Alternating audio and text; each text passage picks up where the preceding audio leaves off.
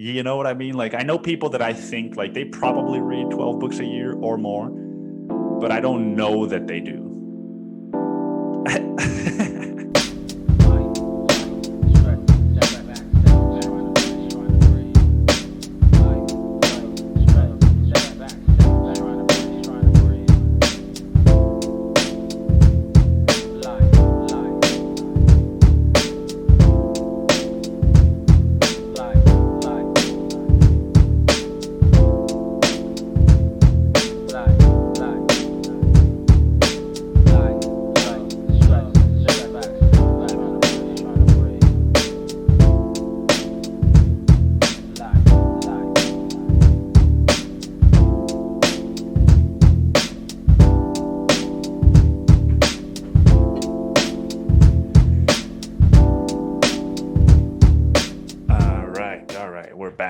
We're back in studio, or back in my bedroom, which I have not left in quite some time.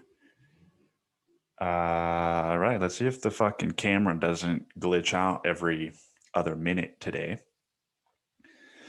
I don't know if you noticed. First of all, welcome to the Pupils Live podcast. This is the pupil speaking. My name is Nicholas Gomez, and this podcast is about a white Mexican living his life in Texas and reclaiming his land. But welcome to the podcast, man. That's all I'm trying to say. Welcome to the podcast. I didn't do my voice exercises this morning, so if my voice sounds a little bit crackly, that's why. Probably clear my voice and sniff like 30 times during the course of this podcast. I don't know if you noticed, but I got a new fucking chair. Man. No more sitting on a rag because the faux leather on my chair has peeled off. You know, the days of fucking sitting on a broke ass chair that just was uncomfortable. The chair wasn't uncomfortable. All right, I'm making a big deal out of it. The chair wasn't uncomfortable. But I'm just sick and tired of seeing little bits and pieces of fucking black faux leather all over my floor because it continues to peel the more that I sit on it. And it's also just a little bit too big. You know, the one that I have now, there's too many things in the way. But this is like a real fucking desk chair. You know, this isn't some shit I got at IKEA for $70. You know, this was a fucking hundreds of dollars worth chair that I got on discount. And man, it fits better with my desk. You know, it feels better on my ass.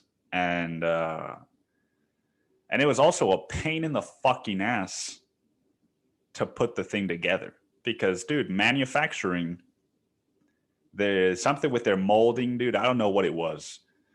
But, you know, you have to put the seat and the backrest. You know, you have to join them together and then fucking nail, put screws in them, right? There's 3 little holes that you have to screw into. And of course, dude, it's like a triangle, right? There's 2 right here, and then there's 1 in the middle, like a little bit lower than the 2. And the 2 that are separated, it doesn't add up. You know, you put the thing over the screws, and the fucking holes don't line up with the other holes. And so I screw one in, and the other one won't go in. And so it just took a little bit of brute force. But the chair works. It's adaptable. Right, I can fucking move up the armrest. You can't see it, but yeah, I can move up the armrests,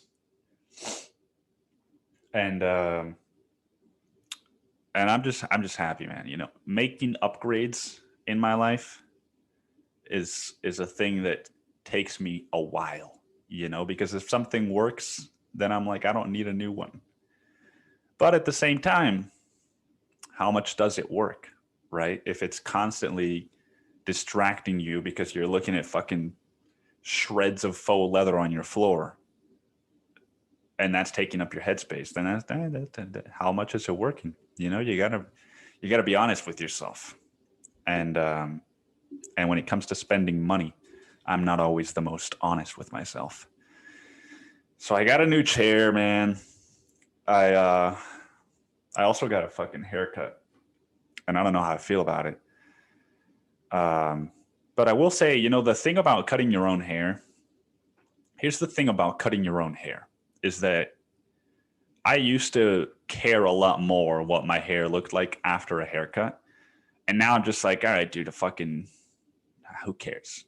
You know, it's going to grow back in a couple weeks, and then I'll make it look like shit again. But yeah, I just can't decide. Every time I cut my hair, I'm like, maybe a little bit shorter. And then I'm like, fuck, dude, I went too short. And I think I went maybe like a 5% too short. But I got a haircut, and I got a haircut because I was boring. I cut my own hair because I was bored. Actually, that's a misleading sentence. I always cut my own hair, but I chose to cut my hair this time because I was bored. And why was I bored? Well, because it's fucking 30 degrees outside and I can't go for a walk. I could, but I don't like that. I don't like going for walks in the cold weather. And to combat this, I have started doing cold showers. I don't even remember if I talked about this on the last episode, but I've started doing cold showers. Dude, my memory is terrible. My memory when it comes to this podcast is terrible. And I don't know if it's just a product of what podcasts are, right? Especially when you're doing them by yourself, where I'm just like, what did I talk about just now? Like, as soon as I finish the podcast, I sit down and I write the about for the episode, right? Like in this episode, I talk about X, Y, and Z. And every time I finish the podcast, I sit down, I'm like, in this episode, I talk about, what did I talk about? And I don't even remember. So I don't know. I've got to work on my memory. But I was saying something about, cold showers. Yeah, I've started doing cold showers. I read the Wim Hof Method, Wim Hof's book, one of his books. And the book is whatever, right? The method is fucking cool. And it's been working for me. But the book is just whatever. So if you decide, here's the thing I'll say about the book. The Wim Hof Method, the book, is you don't have to read the whole thing. It's very much the kind of book that you could just skim through. Almost just look at like the fucking exercises. Because, goddamn, the heater is on, dude, and I feel like I'm choking.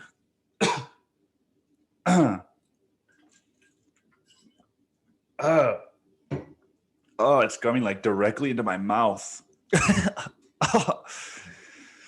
The Wim Hof Method. Yeah, forget about the fucking, I'm not going to give you a book review. Because the odds that you're going to read the Wim Hof Method, the odds that people listening to this even fucking read, dude, the odds that people that listen to the Pupil's Life even read, I think are slim to none, right?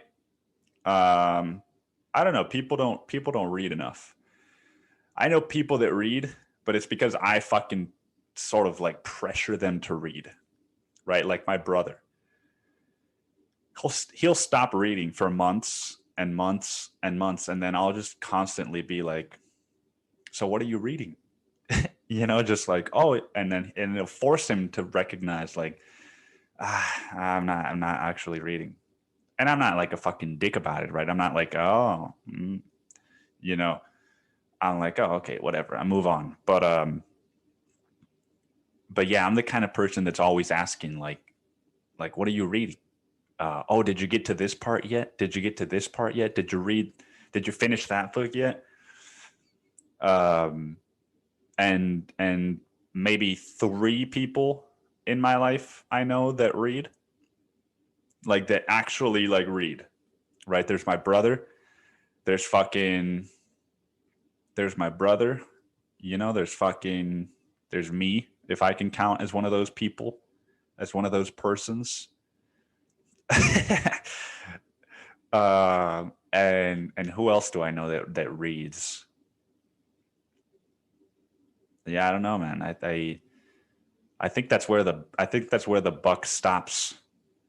Is just, I mean, my brother's girlfriend reads, but I don't know that she reads. You know what I mean? Like she's told me that she reads, or she's told me I'm reading X book, but I don't know that she reads. You know what I mean? Like if you read 2 books a year, you don't read. But if you read 5 books a year, you don't read. You read every now and then. You kind of read. If you read like 10 books a year, you're cutting it a little bit short. But I would let it slide, and I would say like, oh, that guy reads, right? Because 10 books a year, that's almost a book a month. That's almost 1 book per month. But 5 books a year, that's like, you could have read those 5 books in January and then not read another book for the rest of the year. And so you don't read, you just had a little moment. If you read more than 10 books, dude, if you read 12 or more books, then you fucking read, right?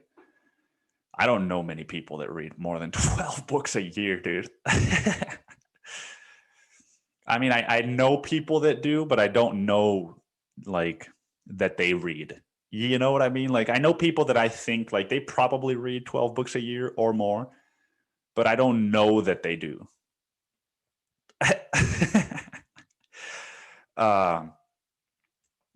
Oh, I forgot. Yeah, my friend Amelia, she's a friend from Mexico.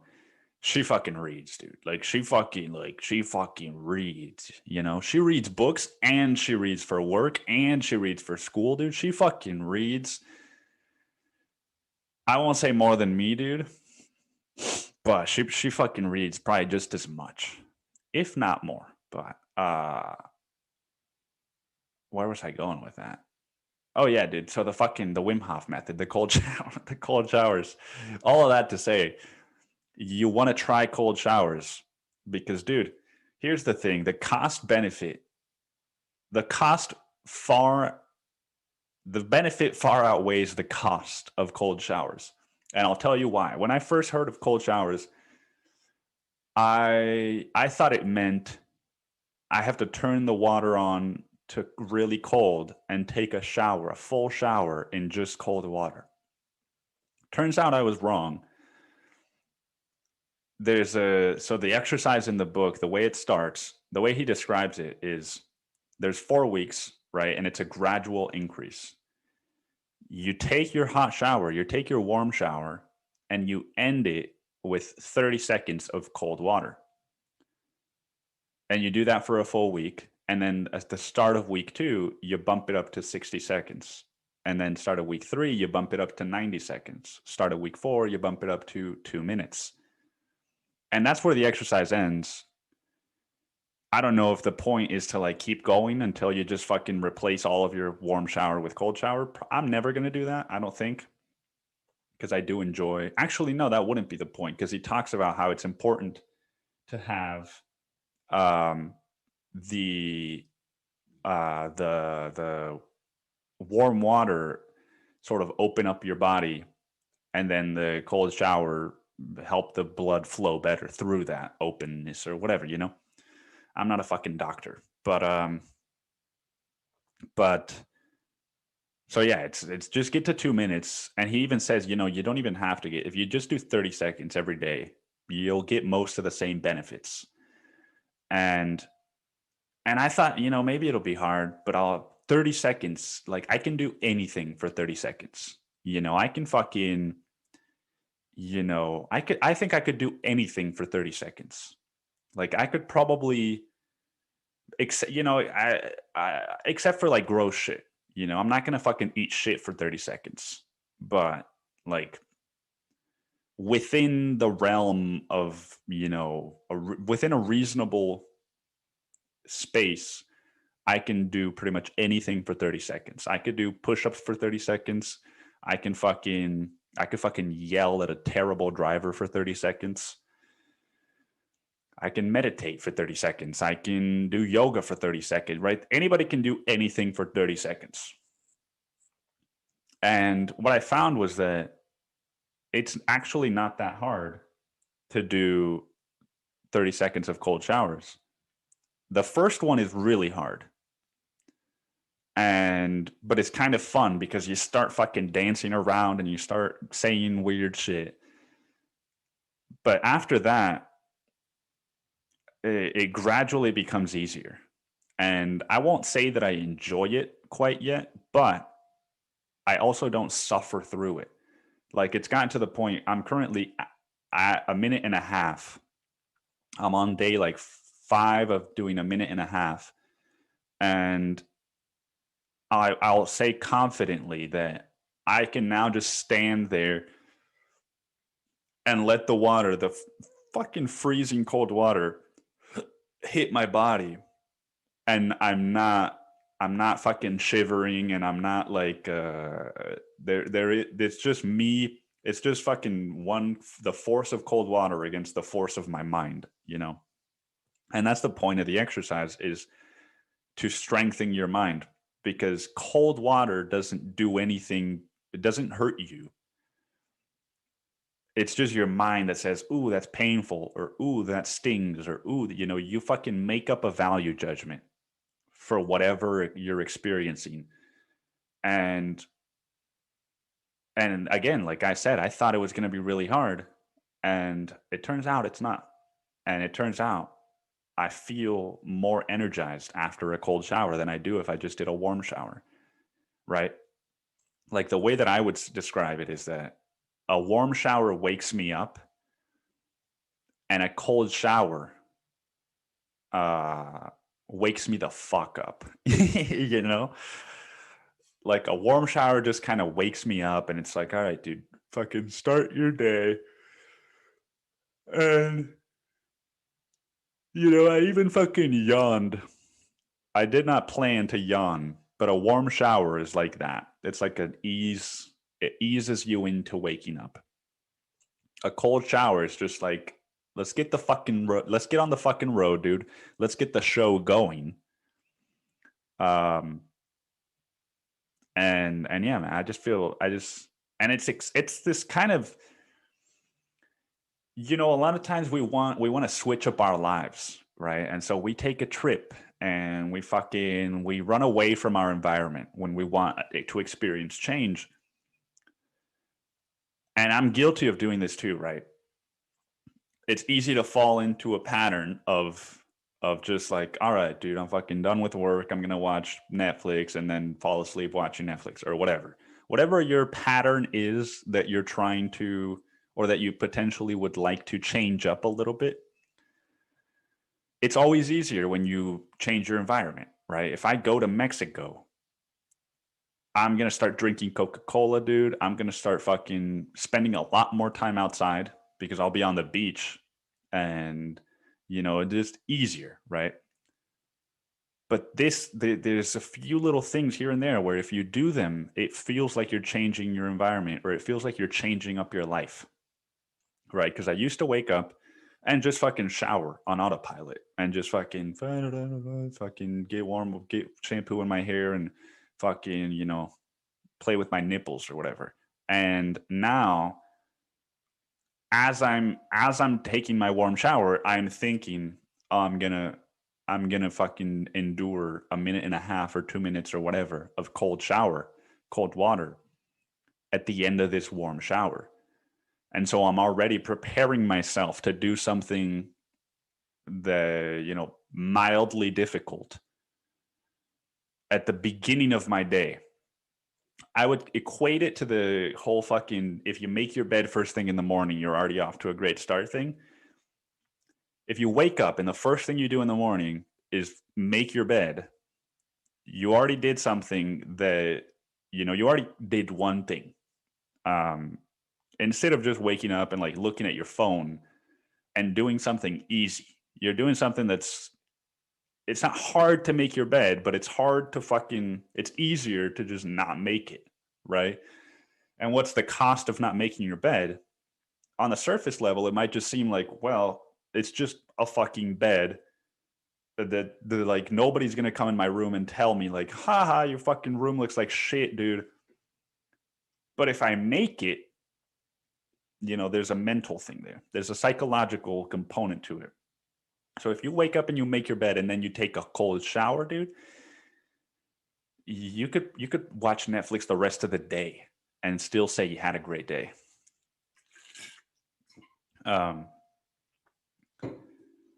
So yeah, the benefits are, I mean, again, I would have to pull up the book, but because there's a whole chapter on the benefits, but basically increases your blood flow, and so it slows your heart rate down, and thus makes it less strenuous for your heart. Like your heart doesn't have to work as hard to get the blood out, and if your heart doesn't have to work as hard, that equals less stress. Yeah, that's the basic. That's about as layman terms as I can put it. And when I saw that, I was like, oh, 30 seconds of cold water at the end of a shower equals less stress and less pressure for my heart. Oh, no brainer. Sometimes with my bed, I'm like, all right, I fucking make my bed and I'm off to a great start. And what did that actually do? My fucking bed is just this physical thing within this physical realm. And whether or not it looks one way or another, that doesn't impact my heart in any way. That doesn't impact my fucking, I think psychologically, it does make me feel like, all right, dude, I'm not going to slack off today. It's a reminder to not be lazy every single morning. First thing in the morning, don't be lazy. And so yeah, man. So yeah, it's a no-brainer. But if you're interested in learning more, just look this guy up, Wim Hof. You probably already know about him, but if you don't, he's got some really, another one of the things I've been doing is he has an 11-minute breathing technique on YouTube where you basically do 30 deep breaths and you do 3 rounds of 30 deep breaths. And at the end of each round, you hold your breath for as long as you can, but you don't try to go for as long as you can, right? You don't want to fight it. You just fucking see how long you can go. And what you'll naturally find is that you can hold your breath for longer than you're used to. And there's a whole other, scientific, like, oh, you're putting all this O2 in your body or whatever. I don't know all the details of that one as well. But doing that exercise, like, I don't have to listen to the thing anymore, right? Because I memorized the little pattern. And so when I wake up or when I'm doing my hour meditations in the morning or when I'm in bed, if I'm like kind of restless or if I'm just like thinking about all this shit, or if I'm just not tired or whatever, right? If I'm in bed and I'm having a hard time falling asleep, I remember this exercise, and I've been doing it almost every fucking day in the morning and before bed or in bed. And it just sort of, it feels like you're purifying the fucking, the air inside of your body. It feels like, it feels like, what it feels like, dude, is like if you're in, like, I've been to casinos, right? And sometimes they have like a smoke room where it's like glass doors and glass windows, and you can look at the outside, the lobby, and it's just like regular space, regular air. You can't see it, right? Because it's just a normal fucking place. And then you look inside of that smoke room, and it's fucking gray, and it's blurry, and you can't really tell what the fuck is going on in there. That room is like what I like. Opening the door to that room and just letting all the smoke out is what I would compare doing this breathing exercise to. I swear, man. After just 3 rounds, which takes less than 11 minutes, really, if you're not watching the video. After 3 rounds, it's just like, it's just this fucking, it's like you took a bath for an hour, and you're just like, God, dude. It just relaxes you, man. And I know it sounds like BS. I know that, but just try it, dude. Just fucking try it. If it doesn't work, don't do it again. But the other thing too, that and I firmly believe this, and I also firmly believe that this is going to sound even more like BS, is that if you don't think it's going to work, and if you don't want it to work, it's not going to work. It doesn't matter if you fucking do it for a year. If the whole time you're like, this is bullshit, why am I doing this? Or you're trying to nitpick at it, and you're trying to find reasons why it's I know this other exercise that's better, and this is fucking horseshit. It's like, all right, dude, then just fucking, it's not going to work. You have to really, you have to put your mind to work too. And so I've been doing that. It's been great, man. I told my brother, and it's not just because of this, right? There's been a fucking 2-year long process to get where I am today. But I feel more at peace right now than I've ever felt in my life. And I'm still, like, my life doesn't look all that different. I still write. I'm doing the podcast. I did a ketamine infusion in January. Like, I'm going to do mushrooms soon. I'm still living my life. And I go to work. I fucking talk to my friends, right? I still watch movies every now and then. I read books. My life is the same. And I exercise. I ride my bike. All the same external things. But it's like I've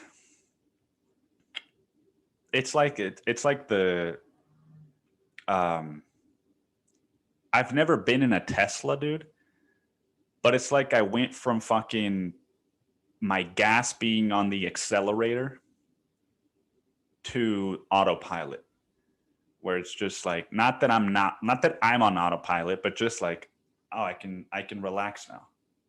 I still have to keep an eye on the steering wheel, because I'm not fully fucking going to trust that this train isn't going to go off the rails, or that it can't, if I get too complacent. But I don't have to be fucking tightly gripping the wheel and have my foot there. And if it's a fucking manual car, your left foot on the clutch. And it's just like this pressure that I had, like, oh, you have to fucking write, and you have to fucking read, and you have to fucking do this. I don't feel that anymore. And I let me correct that. Not that I don't feel it anymore, but it's just not what's driving me. And there are times where it comes back a little bit. Like I said, I need to keep an eye on the steering wheel. But I am reminded every time that those periods come back, whether it's a week or a few days or a couple of weeks, where I do start to feel that pressure to do more or to whatever. I'm more easily reminded in those moments, oh, this is just pressure coming from somewhere that it doesn't actually exist. And also, it's going to go away, right? Like a big thing for me, man, has always just been, if I'm feeling, if sadness enters my life, or if a difficult emotion enters my life, and it lingers, I have a tendency to believe that that is what my life is, and to attach myself to that emotion and fucking identify as it, right? Like if I'm unmotivated for 3 days and I'm feeling sad or lonely, I start to think, dude, like I am loneliness. I'm the epitome of sadness and loneliness, and just fucking beat myself up, right? And it's been easier, I would say, in the last 4 or 5 months to remember, I still have to feel that, and it's still the same length and it's still the same process, but I don't have to beat myself up anymore, because I remember, oh yeah, this has happened fucking 10 times in the past before, right? Oh, then it's going to go away. It's just a natural fluidity of being a human being and having emotions. And the cold showers and this breathing exercise have really, really given me two tools that I feel now, right? Because a lot of times this whole self-love concept can seem very abstract, especially if, for someone like my brother, right? He has a really hard time feeling emotions. And for someone like that, when you say self-love and when you say connect to your inner child and you build good habits or whatever, like healing tools, it's like, what the fuck does that mean? Right? My brother always says, so what? Do I just sit there and I ask myself, okay, so when you were younger, this hurt, and then I feel it? Like, what the fuck does that mean? And the cold showers and the breathing exercise are such a tangible thing that you can do to heal and to just improve your life. That it's nice. It's nice to have something where I'm like, oh yeah, there is this thing that I'm doing that is helping me heal and that is helping me develop a better relationship to myself. And then there's also the hour meditation, right? Which I'm on fucking day 80 something now. And the thing about that is that now what I've found by doing an hour meditation every day versus 30 minutes or 15 or 10 or however long you do or would like to do, is that if you do an hour, you sleep for, I would say, the average length that people sleep is 7 to 8 hours. Let's just say 8, right? So now you've got 16 hours left in your day. Of those 16 hours, let's say that fucking a full hour of them is going to sleep and then getting out of bed and showering and all that bullshit, right? A full hour. So you've got 15 hours of your day. If you work, that's another 8 hours. So now you've got 7 hours left. So if you have 7 free hours of your day, which is exaggerating, right? Because you got to eat, you've got to cook, you've got to fucking, I mean, unless you have people that can do that for you, which in that case, fucking awesome. But assuming you're just a fucking civilian like me, then of those 7 hours, you cook, you eat, you commute, you fucking exercise, and just dead time, right? That's generously, let's say that's 2 hours. So you've got 5 hours left. Now all of a sudden your 24-hour day has become 5 hours. Of those 5 hours, if one of them is now going to be meditation, dude, that is 20% of your, technically 20% of your free day that you're deciding to allocate to meditate. So if you hang out with your friends, the 4 other hours are going to be for that. And then when you come home and you got that 1 hour left, it's going to be to meditate. But my whole point is that my life used to revolve around writing, right? I would wake up and I would write. I would do a 15 or 20-minute meditation before, but it just kind of really felt like garbage. Um, and then I would write. Like, it was my preparation into writing, basically. And now that it's a full hour, because it's such a commitment every day, a full hour, no matter what, now meditation is the priority. And now it's like, if I find that I only have enough time to do one of the two, I meditate. And that's the end of that, man. That's the end of that discussion. And it's just, my relationship to writing is so much better than it used to be.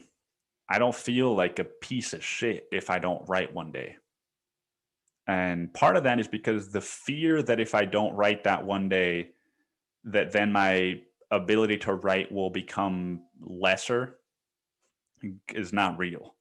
I've gone extended periods without writing, and I'm always able to come back to it, and then I can still write. Like, it's like, it's like riding a bicycle. You don't fucking forget how to do it. Sure, you might forget how to do it without touching the handlebars and all the fucking things that you learned from doing it regularly, but you can always just get better at it again, get good at it again. Um, and so yeah, man. So that's it. I feel like I'm patting myself on the back quite a lot. Um, but all for the purpose of just showing you that there are things you can do that will help you. And I was skeptical, dude. I've been thinking about this a lot. When I was in high school, not in high school, when I finished high school, my sister gave me a book by Eckhart Tolle, and it was, I think, like A New Awakening or something like that. And I read the first 5 pages and then I quit, because he was talking about how we're all fucking flowers and we're all part of the universe and blah, blah, fucking blah. And I was 18, 19 at the time. So I was like, dude, this sounds like just dumb. And I ignored it. I did not pay attention to it. And I thought that I just didn't relate to these things. I was skeptical about them. When I was in college, I believe it was also my sister who, she would ask me what I was eating. And I was like, oh, well, I eat fucking cup noodles and Coca-Cola and Oreos and pizza and pasta, And she always told me, like, that because she changed her eating habits, she started feeling a lot better. And that you don't feel this, like, mental clutter when you stop eating foods that fucking cause inflammation and whatnot. But again, I was like, dude, I just want to eat garbage food. Leave me alone. And then I moved to Austin and I stopped eating. I started to eat a little bit better, and I started to read some of these books, and just my point being, I was skeptical, but doesn't matter if you're skeptical. If you're not ready, then I can't help you with that, right? You've got to be the one that makes the decision. But once you do, it really doesn't matter where you are on the spectrum of very skeptical to very open. Like, just fucking start, man. Just fucking start consuming that stuff and consuming less of what made you skeptical, right? One of the biggest things that made me skeptical was the podcasts and the media that I consumed. It was comedians. It was people that were, mostly comedians that their fucking job is not to be skeptical, but to sort of make fun of things. And so I thought, like, yeah, this fucking comedian saying, like, oh, you gotta fucking eat right, and it's like, and he's making fun of people that meditate and do all these things. And so I thought, like, yeah, that's fucking stupid, dude, because he says it's stupid. Of course it's fucking stupid. And now I don't listen to that. Now I don't listen to that because I genuinely believe that kind of shit, it programs you to believe and to think a certain way. And I don't mean consciously, right? That fucking comedian was not consciously trying to program me to think the way that he does. I just mean that the more you input into your brain, the more that your brain is going to output similar things. I'm out of water, dude, and the fucking heater's on again. So that's that. Also, dude, if you cut your own hair, you save $20 every other month, and that's $120 a month or a year. And that's if you get your haircut at fucking Supercuts, dude. If you get your haircut anywhere else, it's like $40 to $150, right? If you're a woman, dude, if you're a woman, the best thing you could do to start saving money is to learn how to cut your own hair, dude. Hands fucking down, the best thing you could do to start learning how to cut your own hair, to start learning how to save money, or to start fucking saving money, dudes. Learn to speak. Is to learn how to cut your own hair. And by the way, dude, what I just did, I cannot do that when I have children, dude. Because the same way that if I listen to a podcast where they're saying meditation is fucking stupid, if my child hears me saying, learn how to fucking speak every time I make a mistake with my verbiage, he is going to acquire those same fucking voices about himself, right? He's going to be like, learn how to fucking speak. Yeah, fucking learn how to fucking speak. You know, he's just going to be in his classroom. He's going to be the one kid in second grade that fucking, all right, Timothy, it's your turn to read. Pick up where Martha left off. And he's like, the elephant went for a walk. Learn how to fucking speak. And the teacher is going to be like, whoa, Timothy, is everything okay at home? Yeah,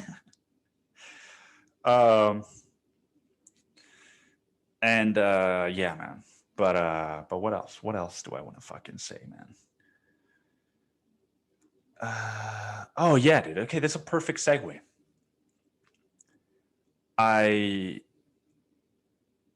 was thinking back to my trip to Illinois, to Peoria, Illinois, to visit one of my good friends, his brother, and his brother's kids, his fucking nephews, I guess. And we were there for a week. And because it was really early in COVID, it was still very like, kind of like, ooh, things are locked down, right? Fucking scaredy. And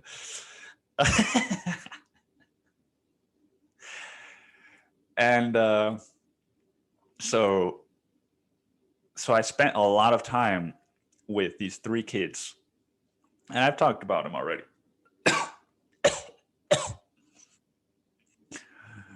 I'm gonna suffocate, dude, and all because I don't want to stand up and turn the heater off so that I don't have to edit out 30 seconds of dead silence. Yeah, so I spent some time with these kids, and one of them in particular sticks out to me. One of them in particular sticks out to me. His name was Roman. He was 5 years old, and we just fucking bonded, right? He wanted to be on my shoulders, dude. Not even on his dad's. He wanted to be on my shoulders. And I learned, it was so crazy because I just realized that this is what happened. I learned a lesson about being a parent by spending time with this kid. And I'll tell you how that happened. There were times where my friend and his brother would be outside, just like drinking a beer or whatever on the porch. And I would be inside. and I would be with Roman and his older brother Owen. And they would be like pillow fighting or whatever, or just wrestling or whatever. And then it would, Owen was 3 years older, so eventually he would get a little bit too rough, and then Roman would start to, he would start to cry or to pout or something. And because there was no one else there, I was like, all right, dude, I'll fucking, I'll help this kid, dude. I'll empathize with this kid. So I would separate, I would sort of just like not like fucking, all right, break it up here, but I would just fucking kindly like separate them and be like, all right, Owen, like, let's slow down a little bit so that Roman can catch up, or so that Roman can fucking, take a second. And I would look at Roman, I would say, hey, buddy.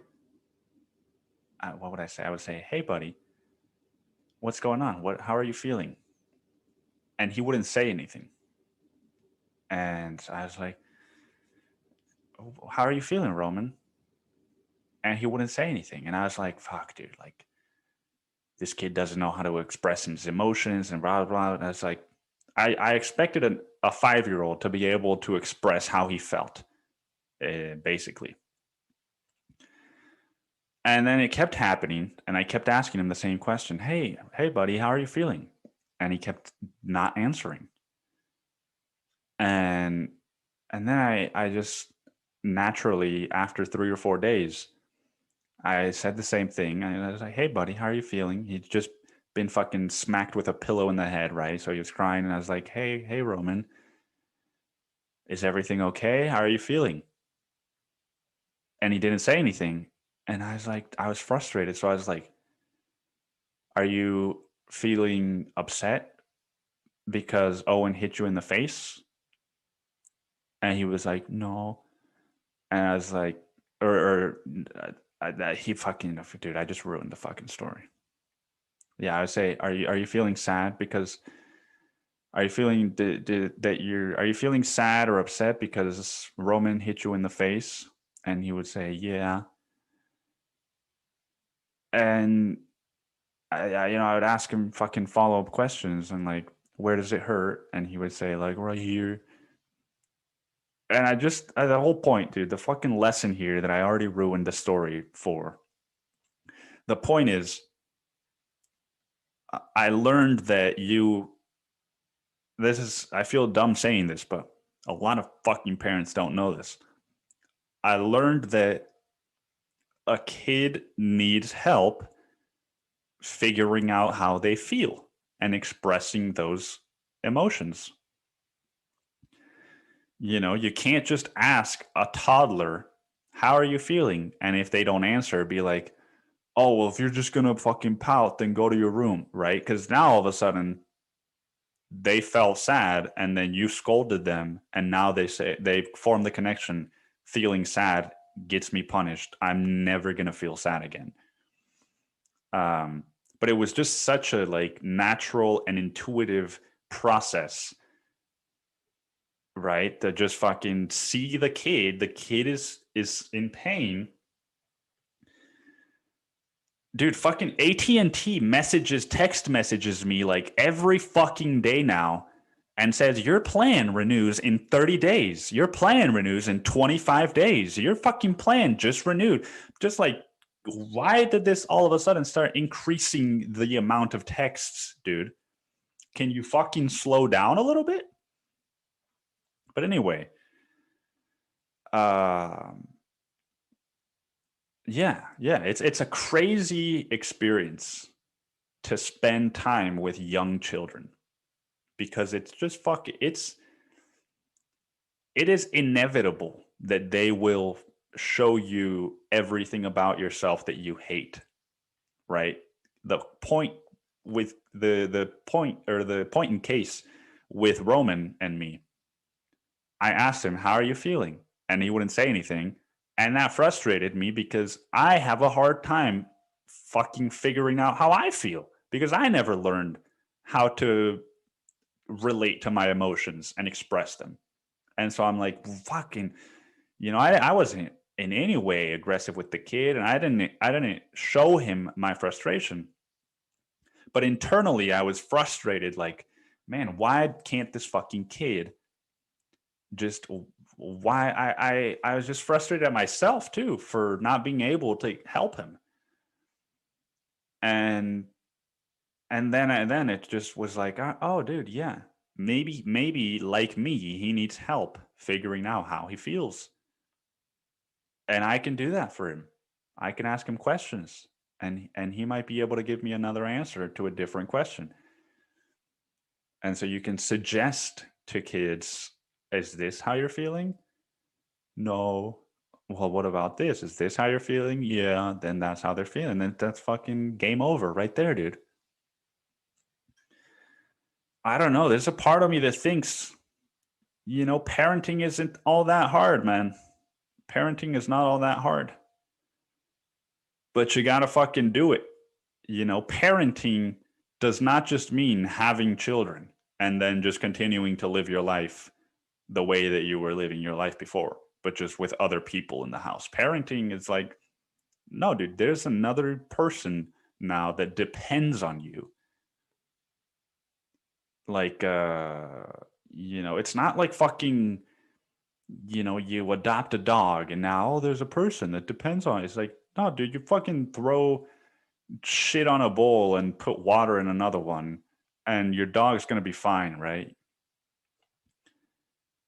But that's not the way it is. You don't just serve your kid breakfast and then drop them off at school and they're going to be fine, dude. You got to fucking you have to be able to relate to the kid. Right? I don't know, man. I don't know. Maybe it's just in theory it's easier, but there's a part of me that just feels like when I have a kid and when he grows up, right? I don't see why it's going to be hard for me to have like a lot of men, a lot of dads don't know how to relate to their kids when they grow up, right? Like Casey Neistat made a whole video about that. And to me it's just like, dude, that's just still your kid, but he's fucking going to start changing. And are you okay with that change? And if not, what are you going to do about it? Are you going to try to fucking change him and change his change? Or are you going to change yourself and adapt to that change?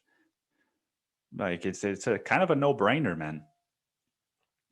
I saw this post on Instagram that was just so like exemplifies everything that I've just been talking about.